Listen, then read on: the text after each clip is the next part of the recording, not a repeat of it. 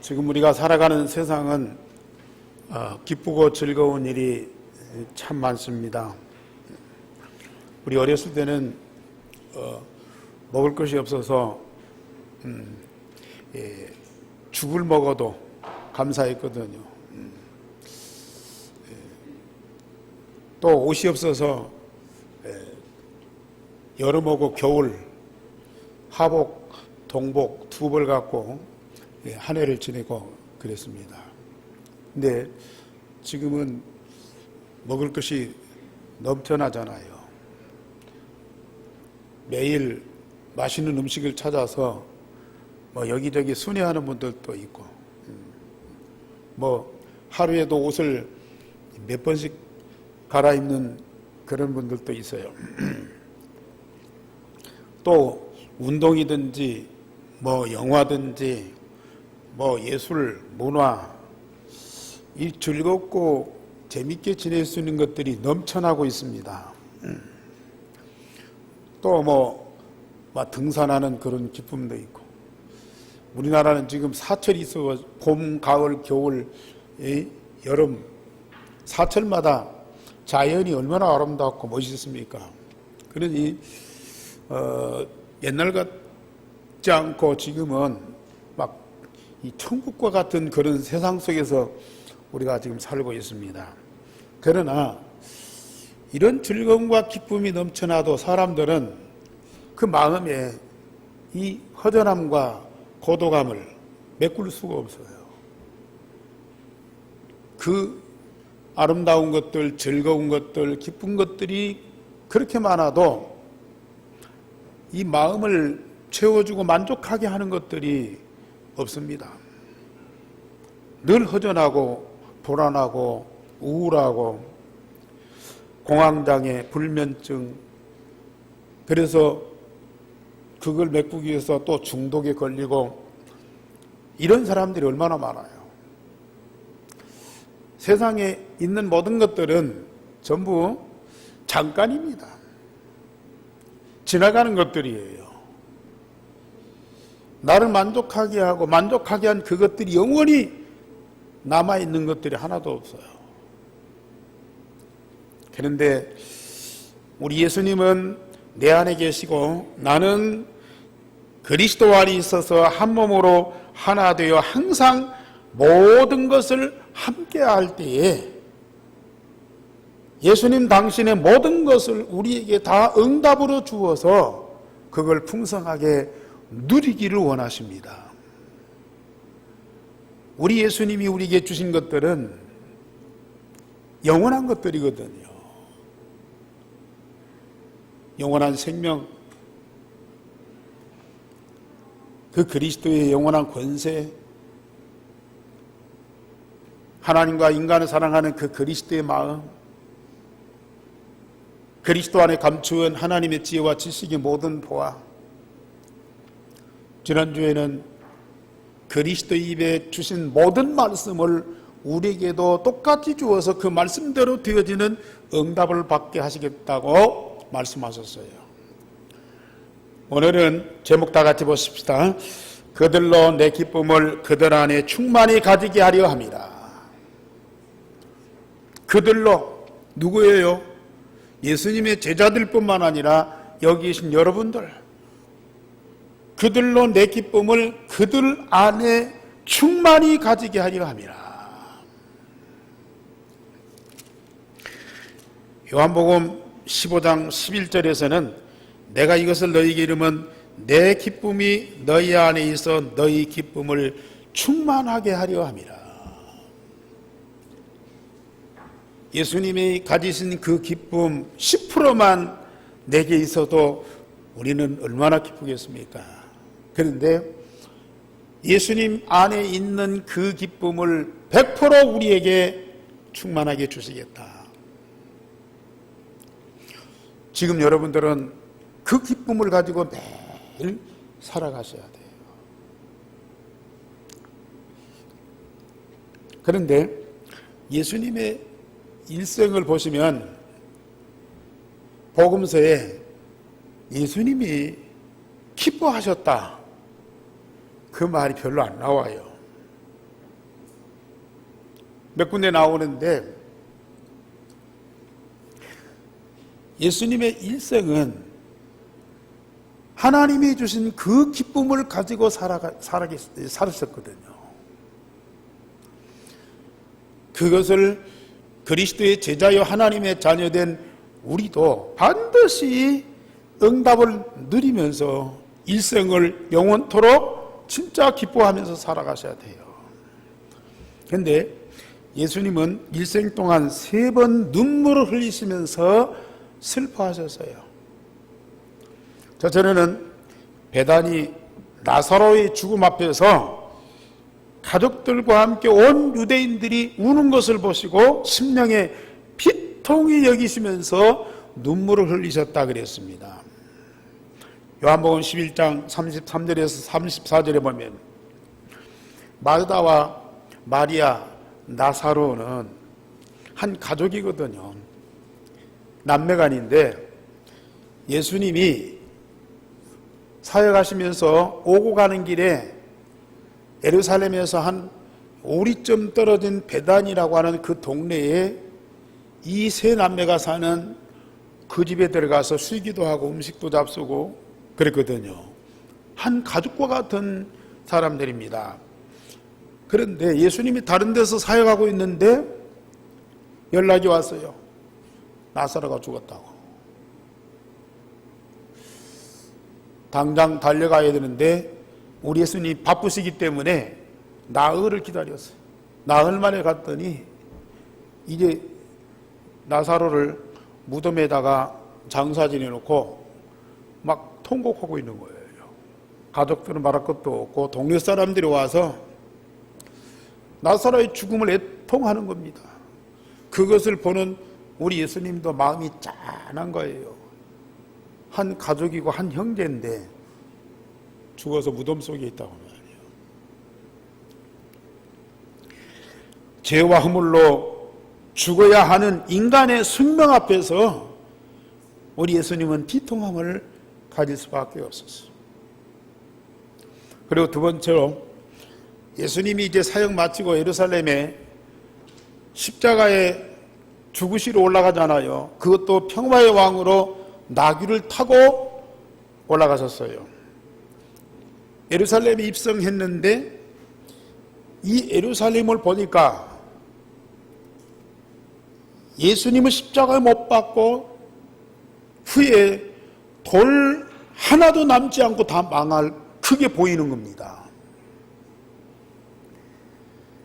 예수님은 세계 만민을 살리시기 위한 그리스도로 십자가 죽으시고 부활하셔서 복음을 완성하셔서 만민을 살리시는데 이 예루살렘이 그 복음을 거절하고 예수님을 십자가 못 박고 죽이면서 결국 그 죄가로 말미암아서 이 성이 로마에 의해서 멸망당하고 2000년 동안 전 세계에 흩어져서 방황을 하게 됩니다.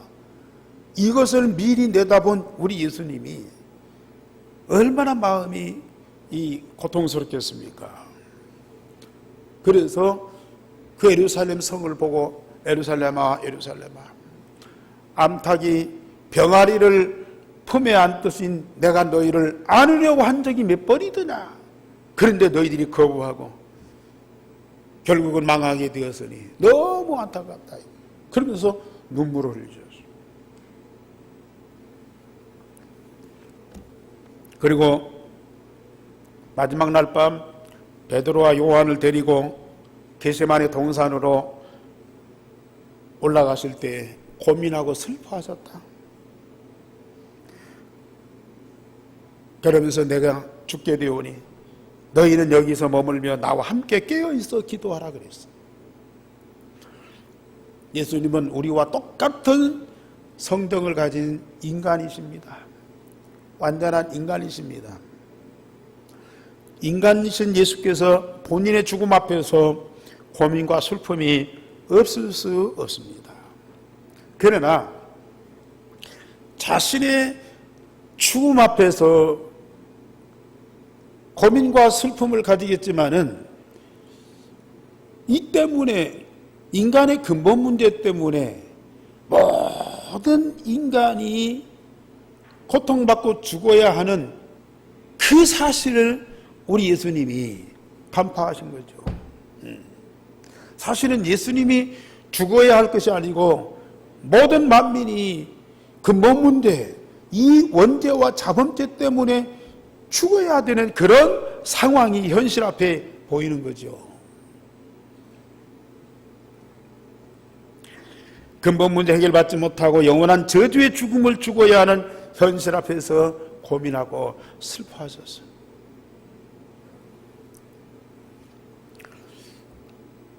물론 사람들은 여러 가지 재난이나 질병이나 시련 때문에 괴로워하고 힘들고 슬퍼하고 우는 일이 많죠.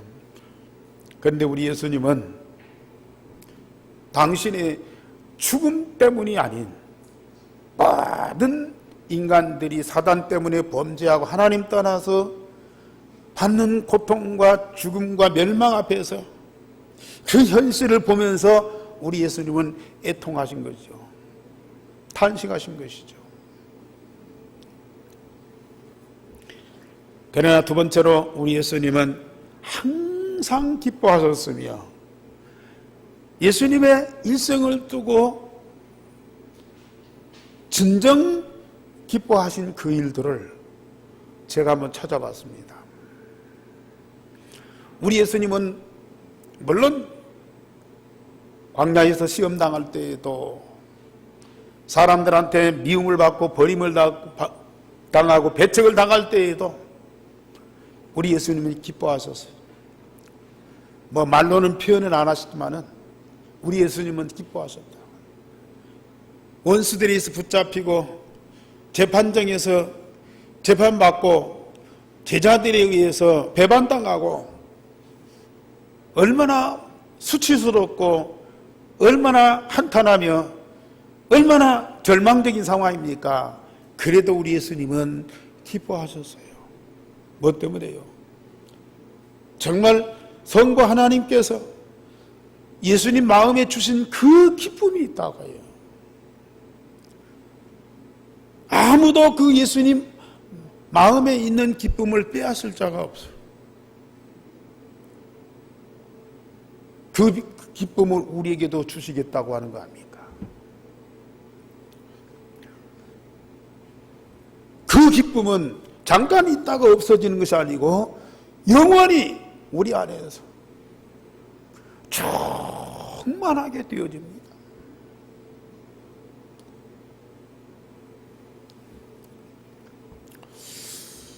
제가 예수님의 일생을 볼 때요, 정말 특별히 기뻐하실 때가 있었어요. 첫째는 요단강에서 세례를 받으시고 물에서 올라오실 때에 하늘이 열리고 성령이 비둘기같이 임하셨습니다. 그러면서 하늘에서 소리가 있는데, 이는 내 사랑하는 아들이요 내 기뻐하는 자니라.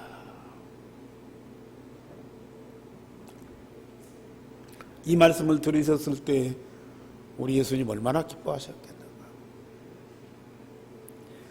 마태복음 3장 16절에 17절에 하나님의 절대 목표를 이루시기 위해서 보내심을 받은 예수께서 공생의, 즉 만인의 죄를 대신 담당하신 그리스도의 사역을 시작하시면서 그때에 세례 요한에게 세례를 받았어요. 사람들은 죄 때문에 세례를 받는데 우리 예수님은 그리스도의 사역을 하시면서 안수를 받으신 거죠. 안수 받고 그리스도가 대신 우리 예수님께서 이제 그리스도의 사역을 시작하시냐래요. 그때에 성부 하나님께서 이는 내 사랑하는 아들이여 내 기뻐하는 자니라. 공식적으로 예수님께서 그리스도이시고 그리스도이신 예수님께서 이제 본격적으로 그 사역을 시작하신다는 것을 선언하신 거예요. 선언하신 거예요. 우리 교회가 저지난주에도 중직자들을 임직식을 가졌잖아요. 그때 이 임직자들을 안수했어요. 목사님들이 안수했어요. 그리고 아무개는 장로로, 아무개는 권사로, 아무개는 안수집사로 다회장이 선언을 했잖아요. 예한교회 중직자가 된 걸 선언했어요. 마찬가지로 우리 예수님도요. 하나님이 보내신 그리스도의 직책을 위임받고 그 일을 시작하시면서요. 요단강에서 세례받으시고 성부 하나님이 그걸 공식적으로 공포하셨다니까요. 우리 중자들이 어떤 마음을 가지셨는지 모르지만 여러분들을 충성되이 여기고요. 복음운동을 위한 전도자로 인정을 하고 우리 하나님이 세우셨어요. 내가 되려고 몸부림친 것이 아니고 하나님이 우리를 부르셔서 세우셨어요. 얼마나 감사한 일이에요. 일생을 두고 정말로 감격한 일입니다. 여러분들은 이 감격을 평생 가지고 살아야 돼요.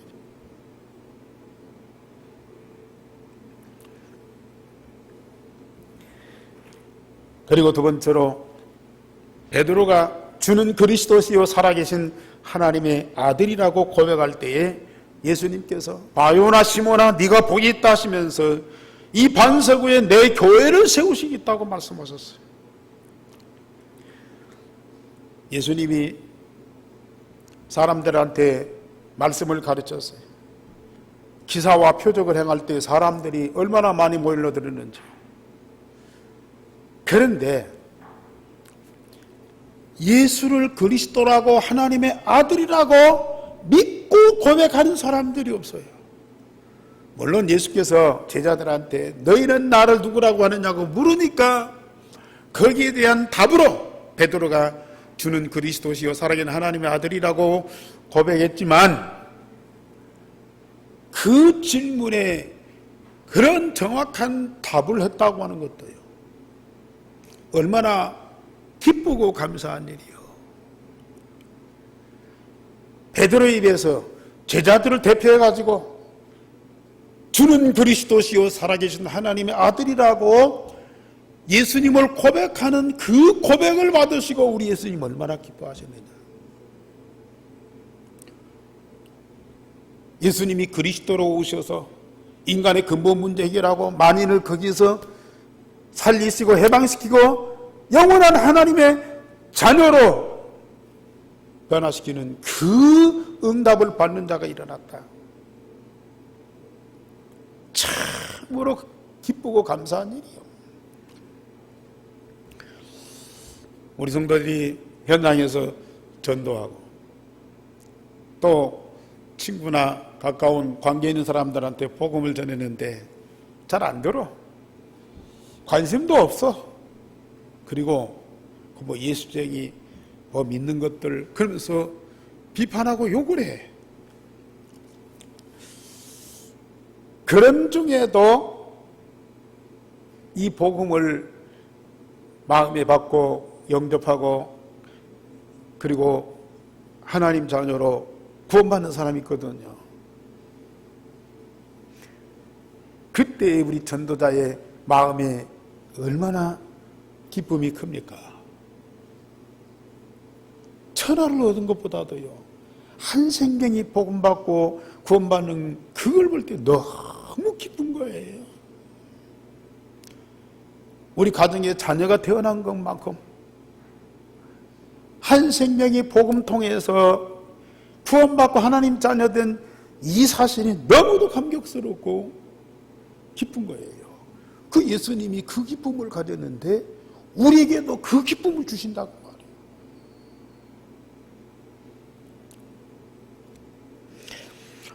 그리고 세 번째로 누가복음 15장에 보면은 예수님께서 제자들에게 세 가지 비유를 하십니다. 첫째는 100마리 양이 있는데 한 마리 양을 잃어버렸어요. 99마리 양을 두고 잃어버린 한 마리 양을 찾으러 들로 산으로 돌아다녀요. 천신만고 끝에 잃어버린 한 마리 양을 찾고 어깨에다 메고 오면서 너무 기뻐하는 거예요. 온 동네 사람들을 모아놓고 잔치를 벌이는 거예요. 10드라크마 중에 한 드라크마 동전을 잊어버렸어요. 마당과 방을 다 쓸면서 그걸 찾았을 때 그 기쁨. 두 아들이 있는데 둘째 아들, 이 아들이 아버지 재산을 달라고 해가지고 먼 나라를 가서 다 탕진하고 거지가 돼서 돌아왔어. 그때 형은 불평하는데 그 아버지는 그 돌아온 아들을 위해서 송아지를 잡고 금가락지를 끼우고 잔치를 벌여. 그때 그 형이 불평합니다. 나는 아버지를 힘들게 하지 않았는데도 나를 위해서는 아무것도 해주지 않는데 저 아들은, 저 동생은 별짓을 다 하고 완전히 아버지를 어렵게 만든 사람인데 왜 그를 위해서 잔치를 벌리냐고 불평을 해서 그때 그 아버지가 뭐라고 해요? 너는 내 집에 있어 이 모든 것들이 다 내 거지만은, 내 것이지만은 이 아들은 죽었다가 살아났지 않느냐, 죽었다가 돌아왔지 않느냐. 그러면서 그 아들을 인하여 너무 기뻐하는 거예요. 우리가 복음전에서 새로운 신자가 돌아오는 것도 우리 하나님이, 우리 예수님이 기뻐하시지만 믿다가 낙심된 자들 있잖아요. 때로는 시험 들고 넘어진 자도 있습니다. 때로는 예수님을 배척하고 대적하다가 다시 돌아온 사람들도 있어요. 그런 사람들이 돌아왔을 때에 우리 예수님은 얼마나 기뻐하시는지. 역시 우리에게도 그런 기쁨을 주시겠다. 망한 자가 완전히 망하지 않고 다시 살아나요. 저주받은 자가 완전히 저주받지 않고 저주의 세반받아요. 복음을 알았는데 그 복음 누리지 못하다가 현실 앞에서 무너지고 자빠져요. 그런 자들이 돌아왔을 때 과거에 잘못하고 괴롭히고 힘들게 했던 그건 싹 사라져버리고요. 지금 그 생명이 회복된 거, 그 영적인 삶이 회복된 그것 때문에 기뻐하고 즐거워하는 거예요. 그게 예수님의 마음이에요. 이 기쁨을 우리에게도 주시겠다. 그리고 네 번째로 아까 말씀드렸던 베다니 마리아, 그가 예수님 무릎 앞에서 말씀을 자세히 듣더니요, 제자들이 깨닫지 못한 이 십자가 부활의 복음을 깨달은 거예요. 베드로나 요한이나 그 훌륭한 제자들이 못 깨달은 십자가 부활의 복음을 이 마리아가 먼저 깨달은 거예요. 그래, 십자가 지시기 전에 6월절 지킬 때 예수님을 자기 집에 초청해서 음식을 대접하고 자기 아끼던 향유를 갖다가 예수님 몸에다가 다 뿌려서 온 몸을 이 기름으로 발라버렸어요. 제자들은 화를 내면서 그 아까운 것을 갖다가 그렇게 협의하느냐, 그걸 팔아서 가난한 자들한테 주면 얼마나 좋아할 것이냐고 마리아를 책망했지만 우리 예수님은 가만두어라. 이 여자가 나의 장사를 준비했다. 예수님은 십자가에 죽지만은 사흘 만에 다시 살아나셨다. 십자가 부활의 복음이 얼마나 위대한 것을 마리아가 깨달고요. 죽은 시체에 바를 그 향유를 예수님 몸에다가 쳐발라버려요. 죽은 시체에다가 바를 필요가 없어요. 왜? 예수님은 살아나는데요.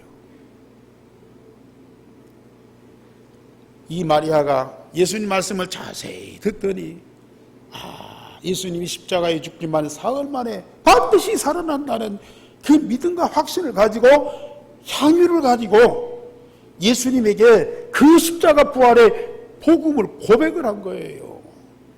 당시 제자들이 아무도 이걸 몰라요.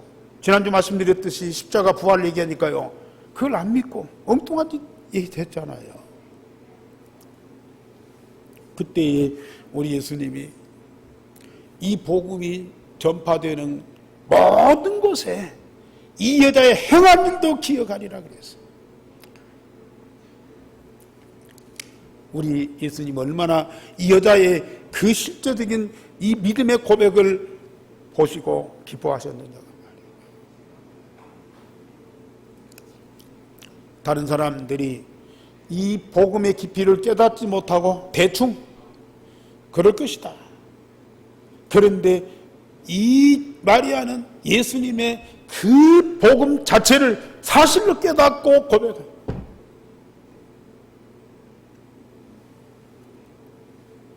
저와 여러분들이 매일 정말 예수가 그리스도 되심을 사실로 고백하는 그 믿음의 고백이요, 우리 예수님이 얼마나 기쁘게 해드리고요, 우리 자신도 예수님이 그리스도이신 것을 고백하는 그 순간에요, 정말 기쁨이 넘칩니다.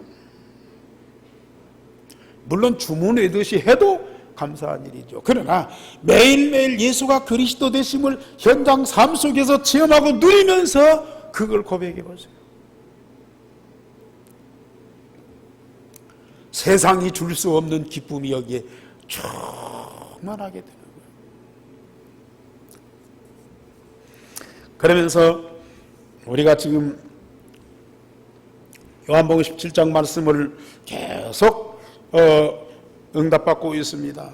요한복음 15장에서 예수님께서 포도나무와 가지 비유를 들어서 말씀하시면서 포도나무의 모든 것을 가지가 영향을 받고 그 가지에서 포도의 열매를 풍성히 맺을 때에 우리 예수님이 얼마나 기뻐하시느냐. 요한복음 15장 11절에 내가 이것을 너희에게 이르면 내 기쁨이 너희 안에 있어 너희 기쁨을 충만하게 하려 함이라. 어느 때요? 너희가 열매를 많이 맺으면 내 아버지께서 영광을 받으실 것이요 너희는 내 제자가 되리라. 내가 아버지의 계명을 지켜 그의 사랑 안에 거하는 것 같이 너희도 내게 계명을 지키면 내 사랑 안에 거하리라.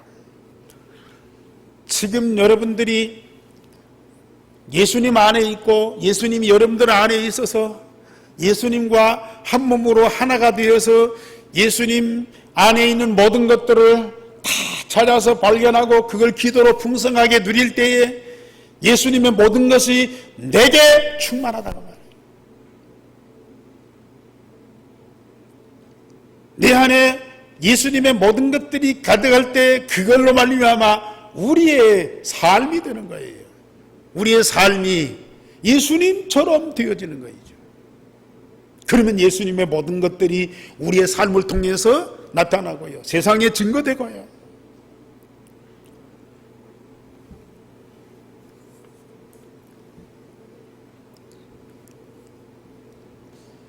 나무의 진액을 다 가지가 빨아먹고 포도 열매를 맺어서 예수께서 그리스도의 하나님의 아들이심을 만천하에 알리시는 것을 그렇게도 크게 기뻐하시는 거예요.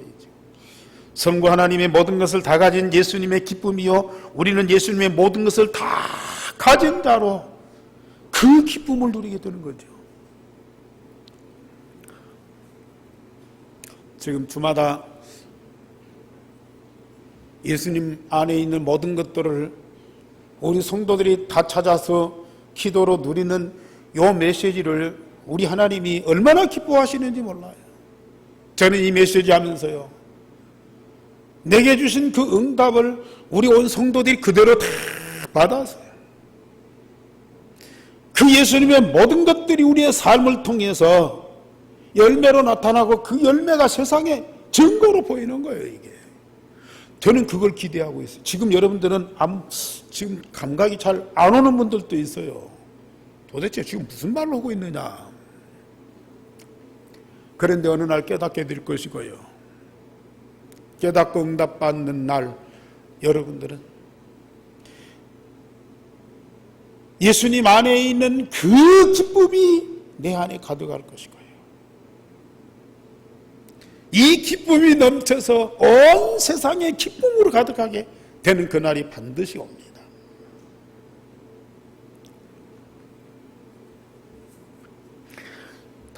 여섯 번째로 예수님은 원수들에 의하여 십자가에 죽으셨으나 사흘 만에 죽은 자 가운데서 부활하셔서 만민을 살리시는 복음이 완성되었을 때 다 이루었다 하셨습니다.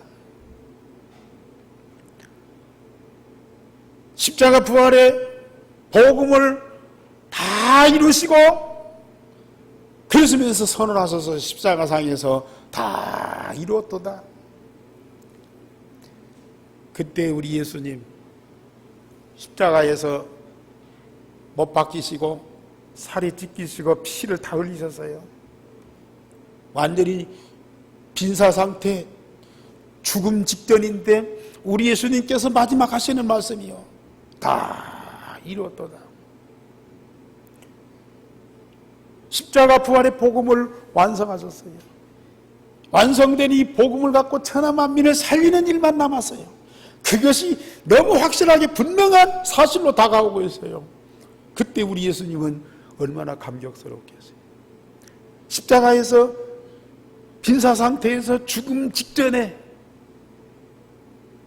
그 모든 것들을 생각하시면서 우리 예수님이 얼마나 기뻐하셨는가.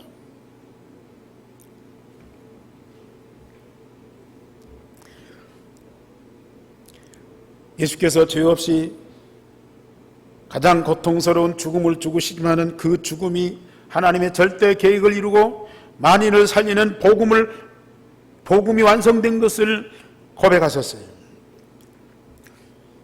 저와 여러분들도 언젠가는 죽어야 돼요.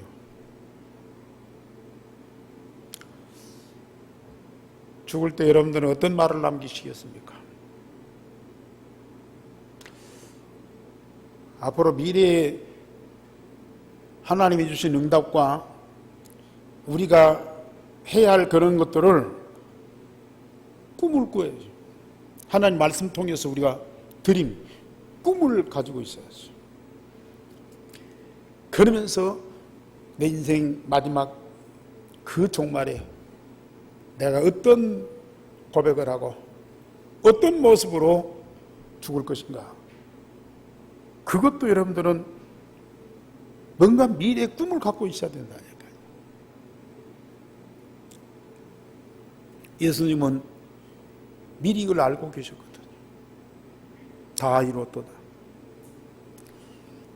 하나님이 저와 여러분들에게 주신 천명, 소명, 사명이 있어요. 그 천명, 소명, 사명이 다 성취됐을 때 우리는 하나님께 부름받고 가요. 크든지 작든지 하나님이 여러분들을 통해서 이루실 계획이 있다니까요. 그 계획이 다 이루어질 때까지 하나님은 절대 여러분들을 부르시지 않습니다. 물론 병들 수도 있고 사고 날 수도 있고 또 여러 가지 어려운 상황이 올 수도 있어요. 그것 때문에 여러분들은 죽지 않습니다. 하나님이 여러분들에게 주신 천명, 소명, 사명이 다할 때에 하나님이 부르십니다. 그때 우리는 어떤 고백을 하고 한번 생각해 보시라니까요. 예수님은 다 이루었다. 만족하시면서 운명하셨어요. 우리도 이런 고백을 하셔야 돼요. 하나님 내게 주신 천명, 소명, 사명을 다 이루었다. 그때 얼마나 감격스럽겠어요. 죽음이 앞에 와 있는데도 우리는 얼마나 감사하고 기쁘겠어요. 그리고 7번째로 갈보리산, 감람산, 마가다락방에서 유일성의 복음을 새 언약으로 주시고 제자들이 성령의 권능받고 모든 족속 천하만민 땅끝까지 살리는 전도운동을 시작할 때 우리 예수님이 얼마나 기뻐하셨어요. 제자 3년 동안 엉망진창이었어요. 전혀 가능성이 없는 사람들이었어요. 그런데 갈보리산, 감람산, 마가다락방에 그 새 언약을 붙잡고 집중 기도하면서요.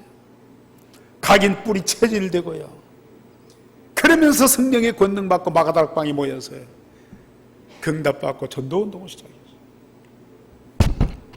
부활하신 예수님이잖아요. 부활하신 예수님이잖아요. 지금 성령으로 그들과 함께 하시잖아요. 그 망나니 같은 제자들이 이 새 언약 붙잡고 그 응답을 누리면서 생명 걸고 복음 운동하는 이걸 볼 때 우리 예수님 얼마나 기뻐하셨느냐. 저와 여러분들도 그 역사를 보게 될 거예요. 새 언약 붙잡고 진짜 응답을 누리면서 생명 걸고 복음 운동하는 그 기쁨이 우리 안에 있다. 마지막 핍박자 사울을 다메섹 도상에서 부르시고 복음을 받고 이방인과 임금들과 이스라엘 자손들을 살리는 전도자로 세워졌을 때 우리 예수님 얼마나 기뻐하셨습니까? 지금까지 제자들은 예루살렘에만 유대 땅에서만 복음 운동해요. 네, 이 복음이 이방인들한테 전파되는 것은 상상도 못하고요.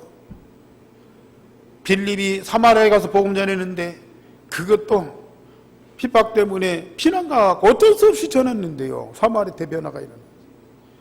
베드로가 성령이 끌려서 고넬료한테 로마 백부장 고넬료한테 복음 전했는데 그것 때문에 예루살렘에 소환돼 갖고 교회에서 얼마나 꾸지람을 들었는지 몰라요.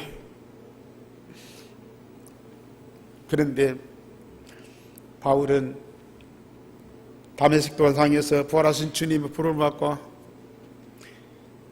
예루살렘에 가서 사도들한테 인사를 하고는 어디로 갔어요? 아라비아에 가서 3년 동안 준비하고 안디옥 교회에 초청을 받고 안디옥 교회에서 파송을 받아갖고 마게트는 로마를 살리잖아요.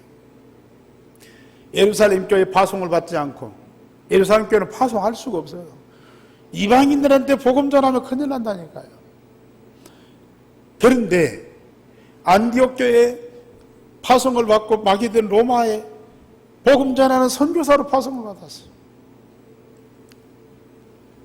저 유대인뿐만 아니라 이방인들에게 복음이 전파되는 그 현장을 보면서 우리 예수님 얼마나 기뻐하셨겠느냐.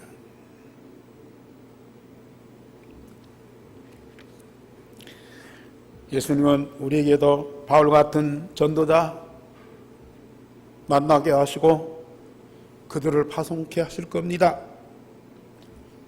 전주뿐만 아니라 우리 오세아냐 모슬렘 유대인에게 복음 전하는 그런 전도자가 반드시 세워질 것이고 파송될 것이고 그들이 실제로 그 현장에서 복음 운동하게 될 겁니다. 우리 교회와 우리 성도들이 그 기쁨을 가지게 될 거예요. 반드시 우리 예수님이 그 마음에 있는 기쁨을 우리에게도 꼭 주시거든요. 그걸 기대하면서 크게 기뻐하시기를 주님의 이름으로 축원합니다. 결론적으로 말씀드립니다. 우리는 날마다 예수 그리스도를 참된 양식, 참된 음료로 먹고 마셔라.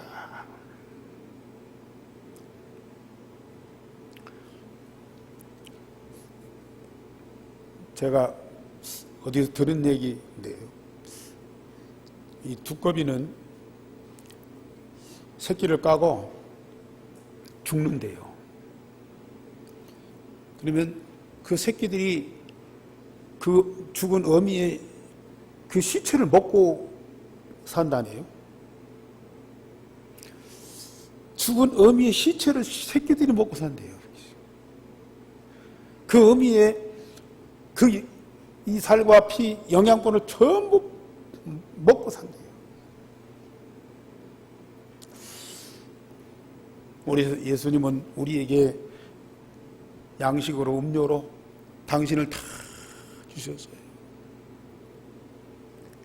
우리는 그분을 먹고 마셔야 돼요. 세상에 좋은 음식들이 많지만은 예수님만큼 맛있고 영향이 있는 영적인 양식이 없어요. 정말 여러분들이 날마다 예수님을 그리스도로 고백하고 영접하고 내 안에 계신 그리스도를 체험하고 풍성하게 누려보세요.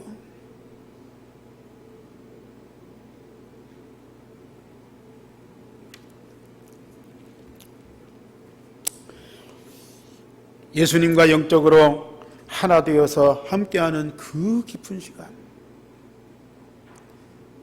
내 안에 계셨고 내 생명과 내 삶의 양식이 되신 그리스도가 내 안에 풍성하고 내가 그 그리스도 안에 있고 그리스도와 내가 하나 되어서 함께하는 그 사실을 기도 속에서 사실적으로 체험하고 누리는 그 시간이 얼마나 행복하고 얼마나 즐거운 시간입니다.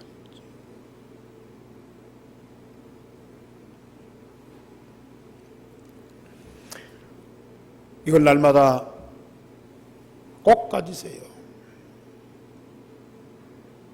모든 거 다 마치고 제일 편안하고 제일 한가한 그 시간에 집중기도 속에 들어가서 영적으로 그 깊은 시간을 꼭 가지세요. 주님이 내 안에 있고 내가 주님 안에 있어서 주님과 내가 완전히 한 몸이요 하나예요. 아니, 나는 없고 내 안에는 오직 그리스도만 사신 것, 이게 체험돼요. 그리스도의 모든 것이 다 내 것이에요. 그걸 다 가진 자라니까요. 그때 오는 오직과 유일성과 재창조의 축복이 날마다 나를 새롭게 함. 영적 서밋이 됩니다. 여러분들이 날마다 변화되어서 서밋이 되어서요, 모든 것을 다 가진 자, 최정상의 사람이 됩니다. 만족한 자가 됩니다. 가장 부유한 자가 됩니다. 이 응답을 못 누리면 열심히 신앙생활하고 열심히 예배드리고 열심히 기도하고 열심히 헌신하는데 늘 아쉬움 속에서 살아가. 뭐가 부족해? 제가 그랬으니까요. 늘 아쉽다니까요. 만족이 없어. 내가 부족하고 내가 잘못하고 나 하는 것들이 별로 신통치 않아. 그러니까 늘 아쉬워. 그런데요, 정말 오직 유일성 재창조의 축복을 날마다 누려보세요. 내가 어떤 상태에 있든지 만족하다니까요. 만족합니다. 충만합니다. 넉넉합니다. 여러분들은 매일매일 그 삶을 사시기를 주님의 이름으로 축원합니다. 우리 하나님, 오늘도 말씀 주셨사오니 말씀하신 그대로 내게 성취됨을 믿습니다. 우리 온 교회와 성도들 가운데 그 말씀이 성취되는 응답을 누릴 수 있도록 성령이 각 사람 속에 이 말씀이 깨달아지고 믿어지고 체험되도록 역사하여 주시옵소서. 성령께서 우리 온 성도 온 교회 위에 이 복을 주셨사오니 하나도 빠뜨리지 않고 이 축복을 다 누리는 자들이 되어지도록 은총을 베풀어 주시옵소서. 주 예수 그리스도 이름으로 기도하옵나이다. 아멘.